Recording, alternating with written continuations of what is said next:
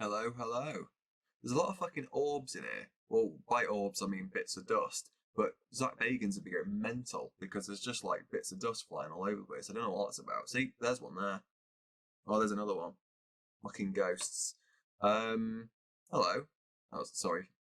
Got distracted. What are we talking about? Yeah, so today we're talking about lessons for PhD students. Things that I wish people had told me, frankly. But I just want to make a video about kind of the lessons for people. Maybe you're applying, maybe you're thinking about applying for a PhD, maybe you are applying or have just applied, or maybe you are actually a PhD student now. And just a bit of advice because there's not a lot out there, and it's certainly not very honest. It's not like it's not like it's all quite happy-go-lucky. Oh, just try your best and keep working at it, and time management and stuff. And I'm talking more the stuff that people don't talk about. The fact that working with your supervisor, for example. Maybe what if your supervisor isn't a very nice person? I didn't really have that problem, but it is a problem. So things like that. What to do in these situations and how to get through your PhD successfully, if you want to do one at all. So firstly, ask yourself if you want to do it. Is this something you actually really want to do? And it's not really about want. So the most important question is, do you actually need this? What is it in your career that you want to achieve? And it can only be achieved by doing a PhD. Because I hear people a lot, they're like, yeah, I'm thinking about doing a PhD as well. And I always stop them and go, like, don't just like, on a whim just go and do a PhD, because it ain't fun. It's not nice. It's stressful. Particularly when you're older, because I was thinking I was like 26 when I started mine, 26, 27 when I started mine. And the older you are, and especially if you have if you have children, it's even harder for you because unfortunately you get taught to like you're thick. Like I've had it, all my friends have had it. You just get taught to like you're an idiot because academics, they're not well known for their kind of communication skills. And they're the kind of people that are like, I'm a doctor, I have a PhD, and they want you to know it. They're the kind of people that like to be the smartest person in the room. Not all the time. I've met some down to earth lecturers and professors, but they're quite rare.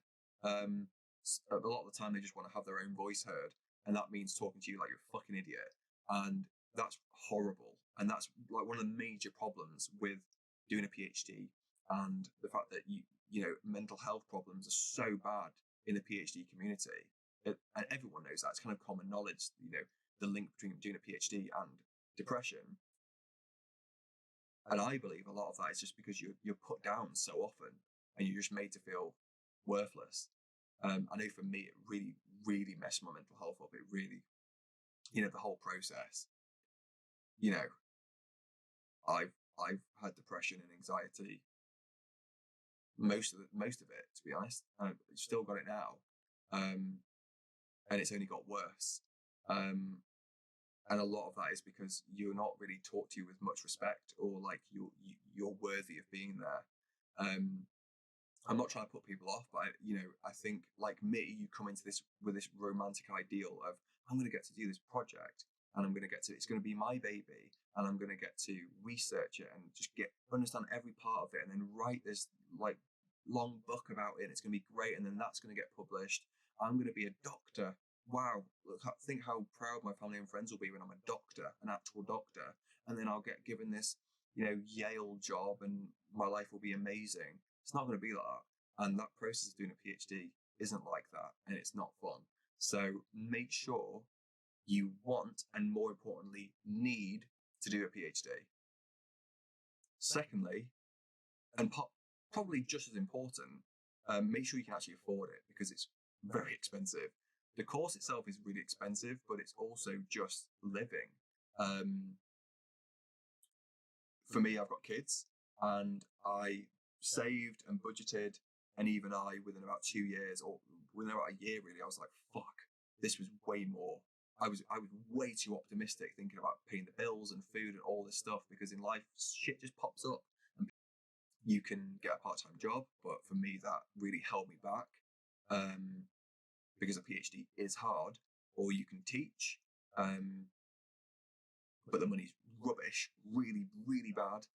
Only when you're marking essays and exams, that's when you get paid the most money. But for the actual teaching and the planning of lessons, it's pittance. So you can't live off that at all. So just make sure you can absolutely afford it, because there are students who get funded, so they get a kind of a grant to do it. But I was self-funded and I got a government loan, which is shite, and makes me a hypocrite because I don't believe in government loans.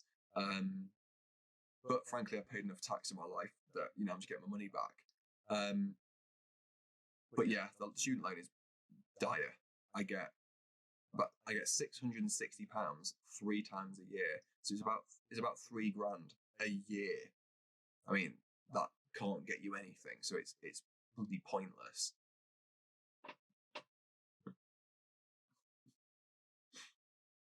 If money is an issue, try and get funded through an organisation, or the things like the grant council. If you're doing it in the UK, the grant councils.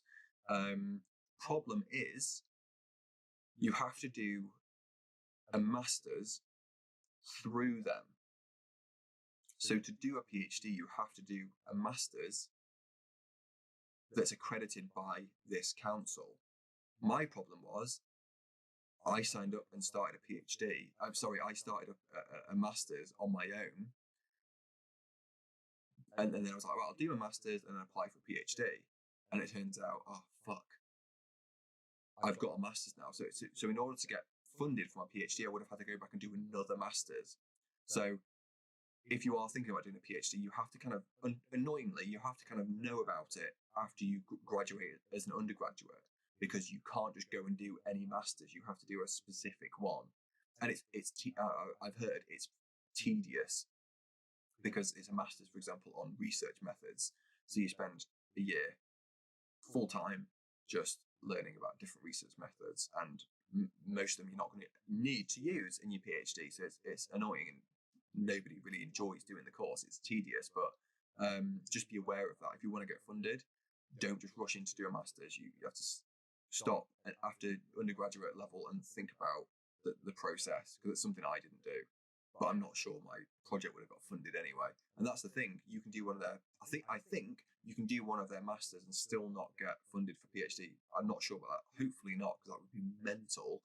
But yeah, make sure after you finish your undergraduate degree, stop and think and look at the PhD process, because it's really complicated. There's not great information about it. Because somebody told me before I started my PhD, before I started my master's, someone told me about the process. I didn't understand it. So I went ahead and did a master's anyway and got the whole thing wrong. So I couldn't get funded in the end. So this one seems obvious, but search universities before you apply.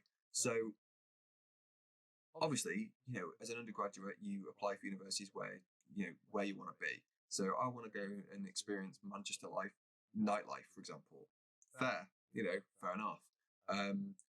With a PhD, I mean more, look at the culture and the staff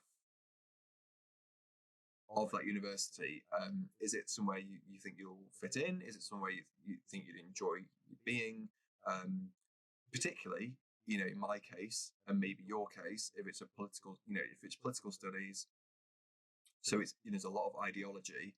Make sure you suss out the supervisors and what they believe, where they stand ideologically.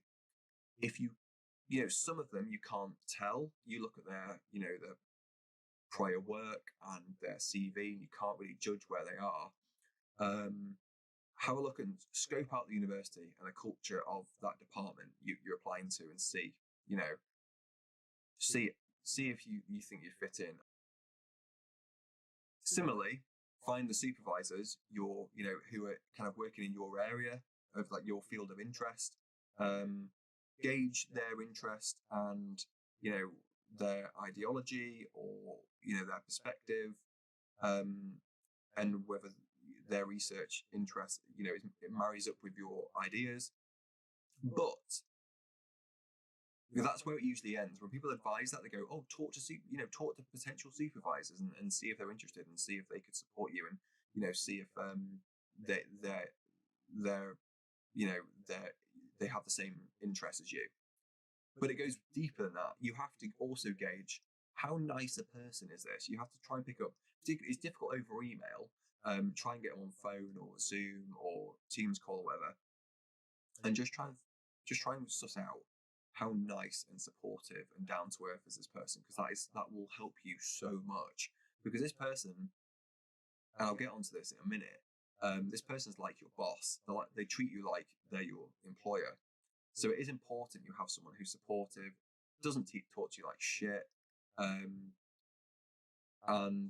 is actually going to help you grow and actually explain stuff to you, rather than just trying to come across, oh, look how smart I am.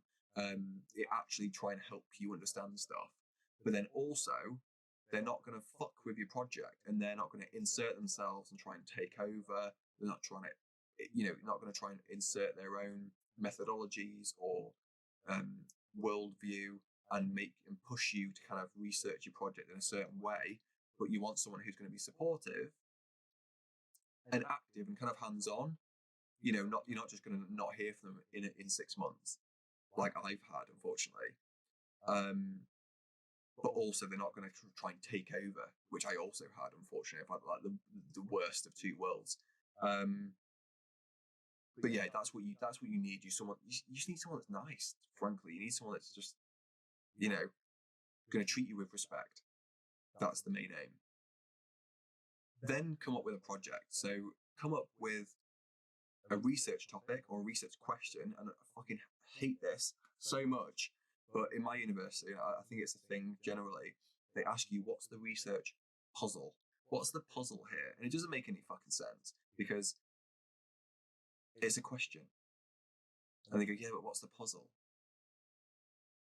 And then you go, you change like one word, and they go, there we go, perfect. It's like, what are you on about? It's just a question. It doesn't make any sense, right? And I've got lots of friends who are the same. They're like, I fucking hate this whole puzzle nonsense, because it's not a puzzle. Like, whatever. Annoying, the terminology, because it's just, ugh. But you found your question. I'm not going to say puzzle. Bullshit. What's the question? What is the problem to be fixed here? Sounds like a puzzle, that, doesn't it? But what's the research focus? What is it you're interested in? And then, most crucially, check you are definitely, unequivocally so interested in it, so in love with this idea and this research field, this subject, that you can absolutely dedicate yourself to work on it full time for 3 years, possibly 4. Unless you're doing it part-time, and then it's part-time for about 8 years on something mental like that. Or is it 6 years? 6 to 8 years. But you have to really love it. Because in my case, I had a project in mind. I submitted the proposal. They loved it. It was great. Started the university, and on day 1, they were like, don't like that. Change it. How about you do this instead? And I was like, are you for real? Why have you even accepted me into the university then? You've like completely misled me and brought me in under false pretenses, because now you've said, rubber stamp that, great, that's a go. And then I start and you go, actually, nah, not liking that, do this instead. And what they suggested was something I did not want to do. It was tedious. It involved researching a completely different country, so it was nothing like what I'd gone in with. And frankly, it was just really boring, and didn't want to do it. It was completely outside my field, not for me at all. So I came up with a compromise. I came up with another idea, and we got agreement on that. But it was never my original, passion. It took about 3 months before my interest in it kind of fizzled out, and to this day I'm finishing up my PhD, writing my final chapters, and I've not enjoyed any of it, really. I've not enjoyed the topic. Could never really get my teeth into it, because my heart was never really that into it. It was never my baby, because it wasn't what I wanted to do from day 1, and I kind of had to rush into coming up with another proposal. And actually, over the last 2 years, I've had so many times when I've gone, oh, why don't I do that instead? Oh, I would have loved doing that. Why didn't I think about doing this one or that one? there's so many other topics that I actually, if I'd stopped and I really thought about it, there's stuff that was completely different that I would have really enjoyed a lot more. So make sure you look at all the different options and don't leave anything off the table. Look at loads of different things, anything you find interesting, and do a little bit more research on it yourself before writing a proposal, and just ask yourself, can I do this? It's like a full-time job of just looking at this one thing for 3 years, because not many things can hold our interest for that long. So it really has to be something that means a lot to you.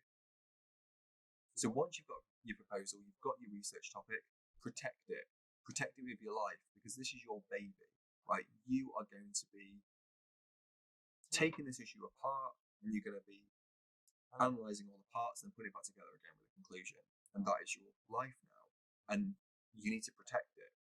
And you are going to live and breathe this project, so you have to stay interested for 3 years. So that means you have to do the methodology you want to do. You have to use a conceptual framework you want to use. You have to read the literature you want to read. And you have to talk to the people, or do whatever field work you need to do in the way you want to do it. And do not let your supervisor insert their own perspective or, ideological position or academic interest and try and sway you and kind of nudge you away from what you want to do. Because, for example, with me, I got, told, not like, oh, why don't you think about using this? I literally got told, right, use this and this. And there were things I'd never even heard of, and frankly, didn't really understand, because it was never explained to me.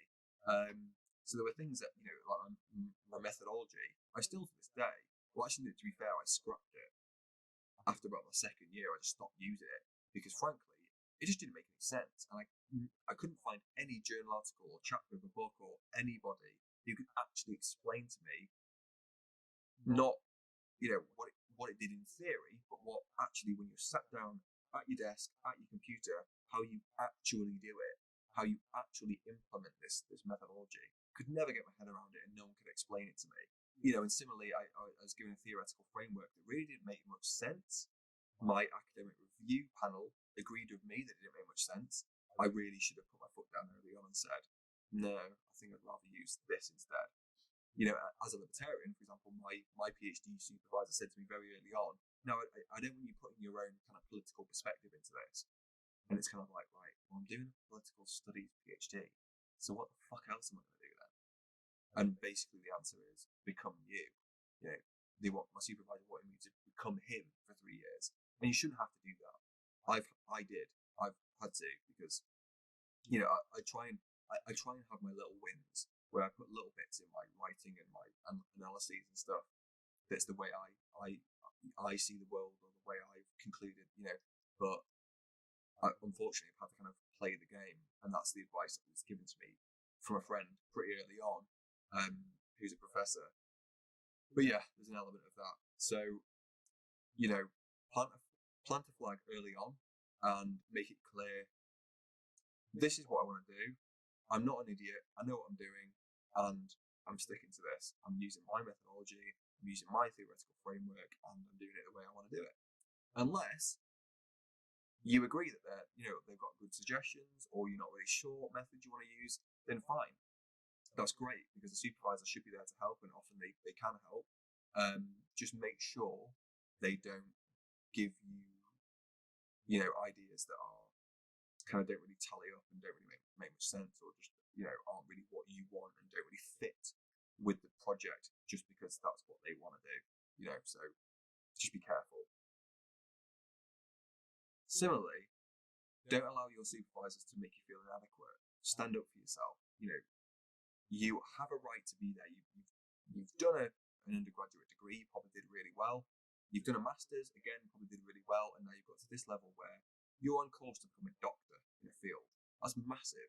You're probably the first person in your family to achieve that. Not many people do. Not even less people get through the whole thing and actually qualify. So you should already be proud of where you're at. I wasn't. I was, and it was kind of sucked out of me early on. I had my confidence knocked pretty quickly. I'm an intensely insecure person. I'm my own biggest critic, so I make it too easy for people to kind of put me down and make me feel fucking worthless, and that's something I'm working on, as a person, to kind of have a bigger backbone and stand up for myself. But that's if I could go back and talk to me, first year PhD me, it would be stand up for yourself. Don't let them talk to you like that. Don't let them talk to you like you're an idiot. You have a right to be there. You've earned the right to be there, and you're gonna fucking do it, and you're gonna achieve it, and you're gonna do well. And once you've finished it, you're gonna go on and do great things with it. So just remember that, and remember that you have like an imposter syndrome as a PhD student, where you feel like, oh my god, what am I doing here? I'm out of my depth. I didn't realize it'd be this hard. I'm in this workshop and I have no idea what they're talking about. This stuff makes no sense to me. What the hell's a theoretical framework? You just feel like an idiot. But everyone there is thinking the same. And unfortunately, there's a lot of kind of pretending and bravado with being a PhD. People go, oh yeah. But they don't know either. They don't know any more than you do. They're just playing the game, unfortunately, and doing a lot of smoozing and networking. And they pretend to be a lot more switched on than they actually are. So do not feel like you're dead, and do not let your supervisors make you feel that way. I think a really important thing to emphasize, and it's something that kind of only dawned on me after like a year or two doing my PhD, was that actually you're treated like, I said it earlier, that you're treated like your supervisor is your boss. You report to them. You're accountable to them. You do work. For example, you write a chapter, and they judge it and they criticize it and they tear it apart. Maybe it's positive, maybe they shred it, to pieces. But unfortunately, in academia, it's very critical. It's like criticism here, supportive here. They kind of go in and go like, let's find the weaknesses and the flaws and get rid of them. And it's helpful to do that, but it's shit for your mental health. It just makes you feel like an idiot. That's how I found it. I didn't find it remotely supportive. I just thought, you're just trying to find problems just for the sake of trying to find problems. Where I'd send a document and he'd love it. I like section A, it's great, but section B, just change this. So I'd change section B, send it back to him, and now he hates section A that he loved before, and the goalposts keep moving, and it's just like, you're just nitpicking and just trying to find faults in everything, and it's just shitty for me because I don't know where I stand, and nothing I do seems to please you. So you're in this kind of like power relationship where they're your superior. You're trying to please them. You're trying to show them, look how smart I am. Look, I can do this. I deserve to be here. But actually, when you think about it, and you step back, you're paying to do this. You have that dynamic in a workplace because they pay you. You come in, you work for them, and they pay you. As a student, it's the other way around. You're a customer. They work for you. That supervisor, and they may be lovely, hopefully they are, but if they're a douchebag and they're treating you like shit, the problem is, if it wasn't for you and your peers, they wouldn't even have a job because they answer to you. Well, they should do. The dynamics should be switched. They answer to you because you pay their salary. You're the customer. You do not work for them. They work for you. And it's important to remember that. I'm not saying you say to your supervisor, you're here because of me. Listen to me, I'm calling the shots here, mate. Not saying that at all. I'm just saying it's something to bear in mind and remind yourself that you are not inferior in this relationship. And also, not only are you paying money, you're paying a lot of money. It's a lot. Over those 3 years, 4 years, whatever, that's thousands of pounds. It's a lot of money. So, you have a reason to be there and you matter. One of the biggest things for me, and this may be irrelevant to you, but it was like such an eye-opening thing for me, was that there's something called PhD through publication. And it's something I'd never heard of. And it was never, I'd never heard of it before I applied. And when I started, I went for all these workshops and I read all these books and and my supervisor told me all this information. The one thing people completely neglected to mention was that there was a completely different way of doing a PhD that you're able to do. because there's people in my university from different departments who were doing them, but they knew about it and they pushed for it. The option wasn't given to them. They made sure they dictated early on is what they wanted to do. So you do a PhD, you get started. First of all, you write a proposal. Then you choose a theoretical framework. Also, you don't have to. Remember, you can do it inductively. I'll explain this in the future, I'm sure. But you don't have to. If they try and bully you into choosing a theoretical framework, and either you don't find one that you like, or you just don't even know what a theoretical framework even is or why you need one, and you think it's irrelevant, you don't have to do one. You can do it inductively. But I digress again. Then you write you do a literature review, and you write your intro chapters, and then you go off and do your field work and you do the research. Then you come back and you do the data analysis. And then what you do is you write it in a big, long thesis that's like, 80,000 words long. And it's basically a massive dissertation that nobody ever reads. You can go off and get it published. Very difficult to do because you can turn it into a book, but it takes a lot of editing because a dissertation is formatted in a very specific way that would be tedious to read as a book. So you'd have to basically go and rewrite the whole thing again. So it ends up being a thesis, like a dissertation, and it goes onto the university library, and nobody ever reads it. So what you can do is, if you want to, once you finish a PhD, you can write a journal article or a chapter of a book or something. But that would mean like taking a chapter out of your dissertation and editing it and rewording it and reformatting it and publishing it through a journal. What you can do instead, though, is you don't have to write a thesis. There's an option where you do your PhD, and God, I wish someone had told me this early on, because I never liked the idea of doing a thesis. And my goal was always to get published in journal articles. It was always kind of one of the most important things I wanted to do. What you can do is a PhD through publication, where instead of writing a big thesis at the end, you write publications through the process of your PhD. So you do kind of like mini projects. Instead of doing one big project with loads of field work on one issue, and then you write one massive document, you take these, and maybe they're related little mini projects. But say you do, I don't know how many it is, 3 or 4, and you do your research and you write a journal article and you get it published. Then you move on to the next one.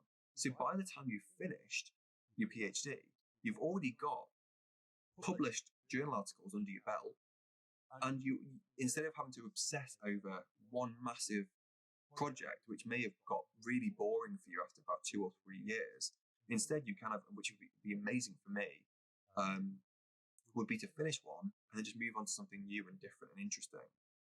So it kind of kills 2 birds with 1 stone.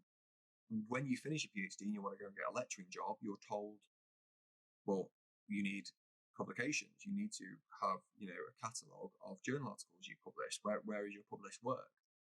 And you say, well, how was I supposed to publish work? I was doing a PhD full time. You think you of all people would know that's quite intensive work.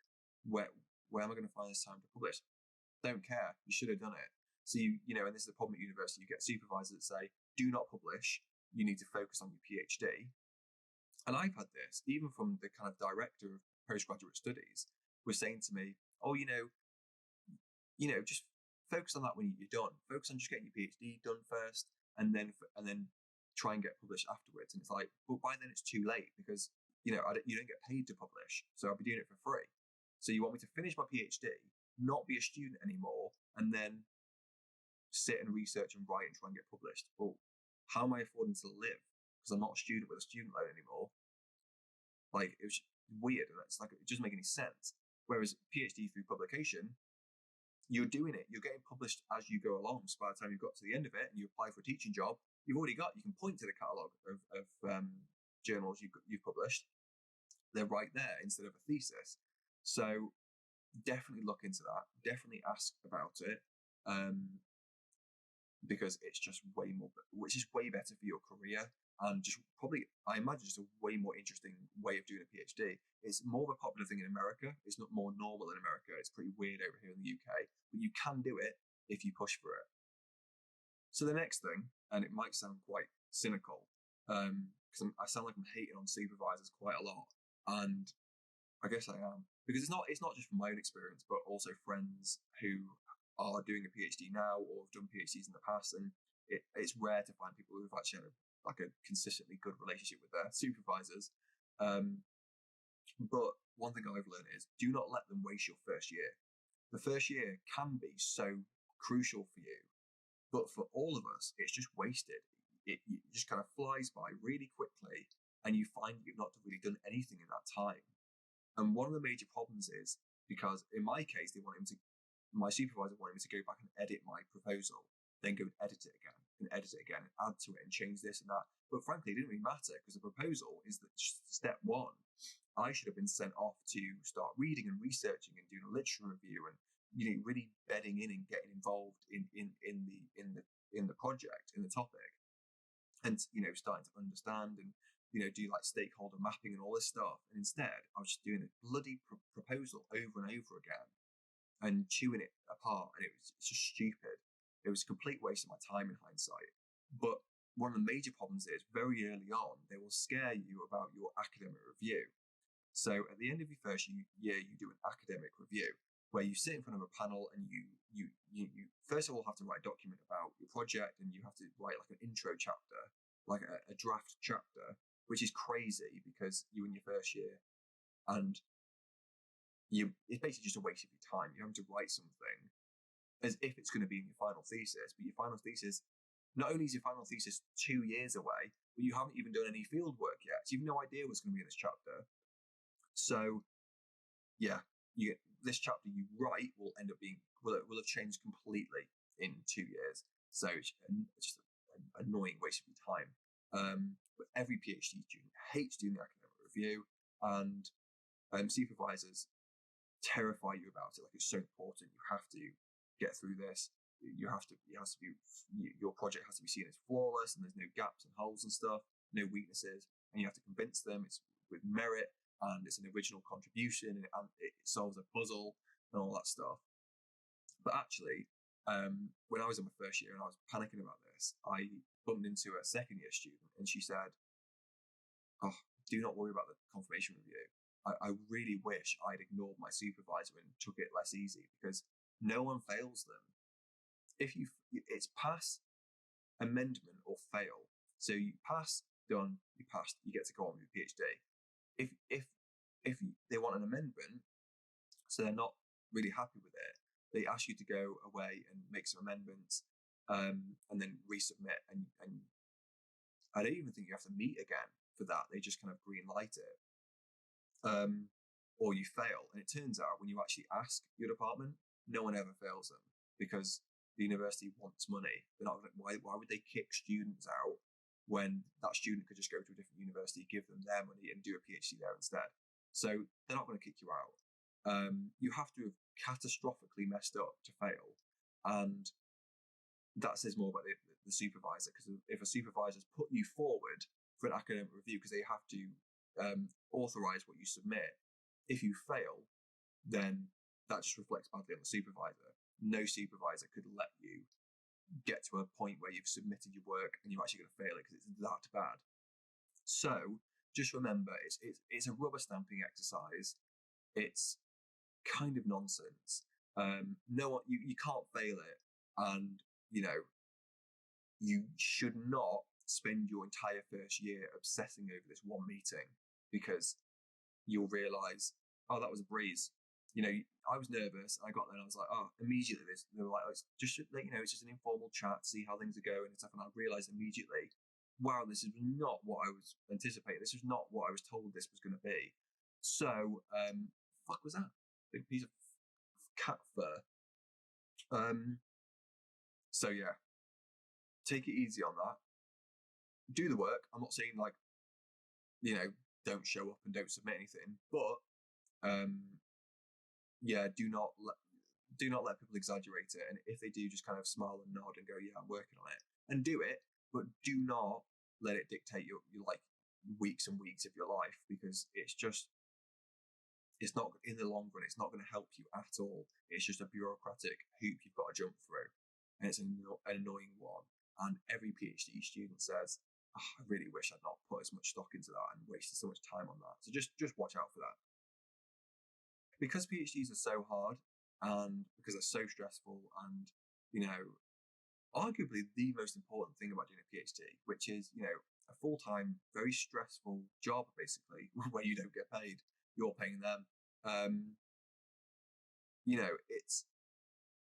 It's common that you can get bored, very common you can get bored. It's common you can get burnout. Unfortunately, very common to have mental health problems like depression, anxiety, and just problems with stress.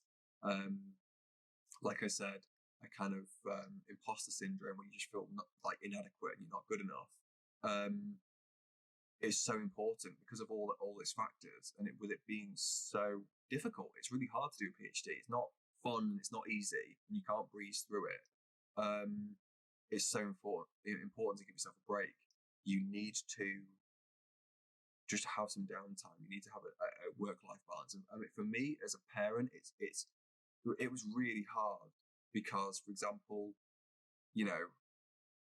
if you've got kids and you live in the UK and your kids are in school, you'll know this, that there seems to be a half term like every month. Kids seem to rarely be in school. They seem to be at home more than they're in school nowadays because there's that many school holidays for every event. Or even when there isn't an event, there's a half term and then a teaching day and administration day, whatever. Don't get me started on teachers. So that was really hard for me. But generally, don't treat it like a full-time job. Give yourself a few hours, give yourself an entire day. If you decide, right, like me, I was trying too hard, and the more pressure I put on myself and the more work I give myself, the less I do, because I burn out very quickly and I end up doing nothing because I'm trying to do A, B, C, D, and E at the same time. I'm juggling them all. I end up getting so overwhelmed, I do none of them. And I end up going weeks and I realise, shit, I've done nothing PhD related. I've actually done nothing. I've completely avoided it. So it's so important to mitigate that problem, get ahead of it. You need to just give yourself a day. I was, for example, something as simple as I'd go for a run in the morning and then just sit in a bath, listen to a podcast. And that was my routine every day. That was in like my first year. And it was like an important part because I'm really into sports. The weekend was kind of my shrine. That was my time. I would watch the football, stay up late on a Sunday, watch American football. Then the Monday morning, it would be exercise and sit in the bath and listen to the podcast, talk about the football the night before. And it was just going to be kind of like decompress and like slowly come into the week. So Monday morning was kind of like my free time. And sometimes it would even be, Monday, let's just have Monday as just a day. Because when you've got kids, you find that you haven't really got many weekends that are actually relaxing because the kids are at home. So you don't really get any you time. But it is really important, even if you've not got kids and doing a PhD, it's so important to just give yourself some time to just do what you enjoy or what relaxes you. Just make sure you do that for yourself. And maybe you're the kind of person that doesn't need it. Maybe you're fine and you're a workaholic, you can go at it. But I always feel like that everyone has a limit, and because it's so common to get bored with your project, it makes it even more likely you're going to burn out. Because in a job, on Monday this happens, on Tuesday you've got to write this project, on Wednesday you've got to maybe finish that report, that project, and then you've got like this meeting to go to and you're going to discuss it. There's different things are always changing. Whereas with your PhD, it's just one monotonous thing. It's the same thing for 3 years of your life, full time, this same thing. And that gets old very quickly. So pace yourself early on, give yourself a break, relax, and do not work yourself to the bone because it's just going to backfire in the long run, most likely. Hopefully not, but it may do.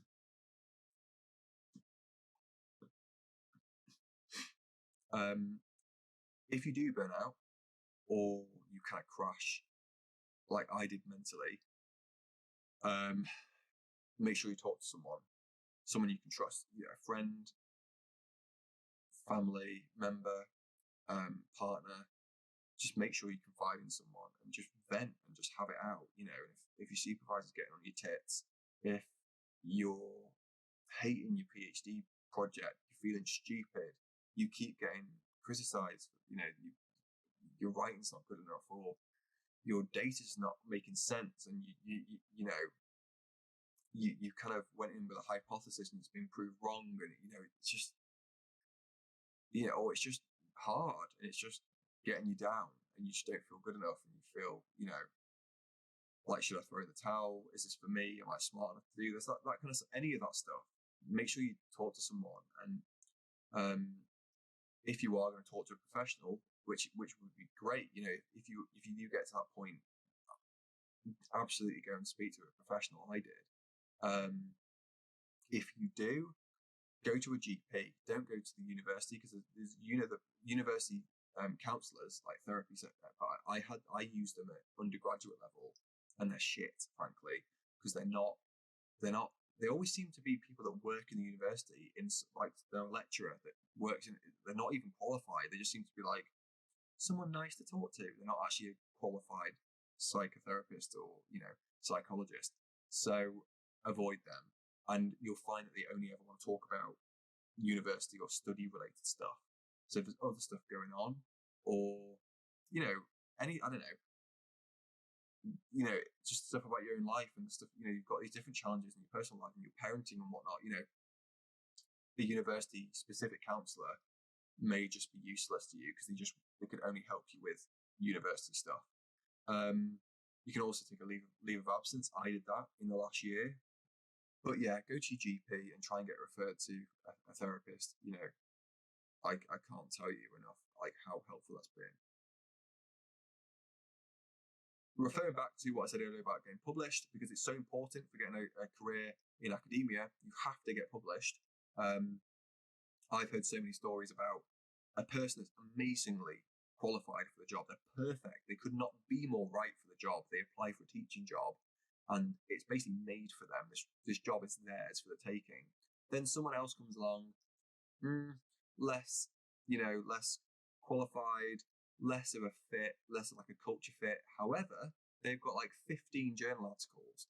They get the job. Like 9 out of 10 times they get the job. And I've heard so many stories about that. I've heard people have literally just walked away from academia altogether because they lost their dream job. And it was just because someone had one more journal article than they did.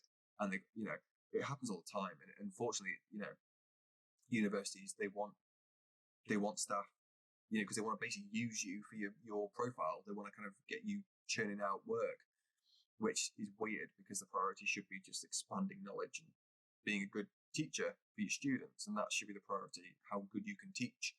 But unfortunately, the priority is the written, published stuff.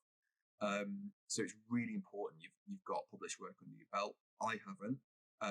I've had about 4 ideas, and I keep getting started, and then my PhD just took over.